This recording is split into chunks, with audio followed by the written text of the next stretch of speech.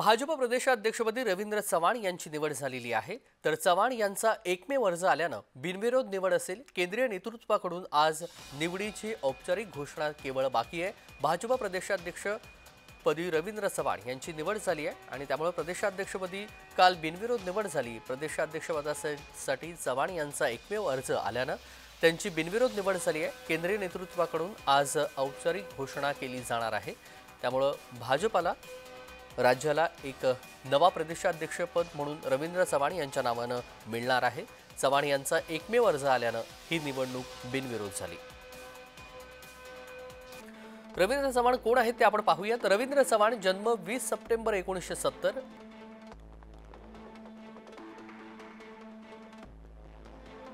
2002 कल्याण उपजिल्हाध्यक्ष म्हणून जबाबदारी त्यांच्याकडे होती। 2005 कल्याण डोंबिवली महानगरपालिकेमध्ये त्यांनी काम केलं। 2007 स्थायी समिती सभापती नगरसेवक म्हणून त्यांनी काम केलेलं आहे। 2009 पासून सलग 4 वेळा डोंबिवली विधानसभेमधून त्यांचा विजय झालाय। एकनाथ शिंदे यांच्या सरकारमध्ये सार्वजनिक बांधकाम मंत्री म्हणून त्यांनी काम पाहिलंय।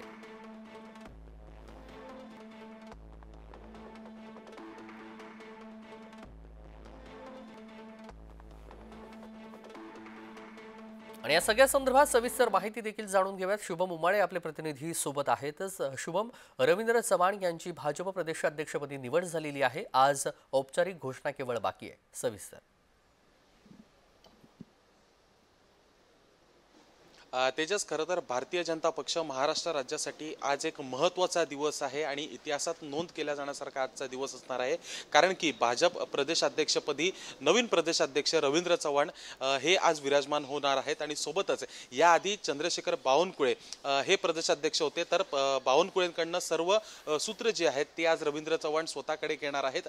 आज पाहायला गेलं तर एक मोठा कार्यक्रम संध्याकाळी मुंबईमध्ये ठेवण्यात आलेला आहे, ज्यामध्ये रवींद्र चव्हाण यांना प्रदेशाध्यक्ष पदाची जबाबदारी देण्यात येणार आहे। आणि या सोहळ्यासाठी भारतीय जनता पक्षाचे सर्व मंत्री, सर्व आमदार आणि सर्व प्रमुख नेते जे आहेत महाराष्ट्रातले ते उपस्थित राहणार आहे। संध्याकाळी 4 वाजता NSCI डोम वरळी या ठिकाणी हा भव्य दिव्य कार्यक्रम जो आहे तो आयोजित करण्यात आलेला आहे। खरं पाहायला गेलं तर रवींद्र चव्हाण हे अनेक दिवसांपासून जे आहेत मंत्रिमंडळामध्ये नसल्या कारणाने अनेक चर्चा होत होत्या, पण त्यानंतर त्यांचं नाव कार्याध्यक्ष म्हणून घोषित करण्यात आलं आणि मात्र आज जे आहे प्रदेशाध्यक्ष पद त्यांना देण्यात येणार आहे।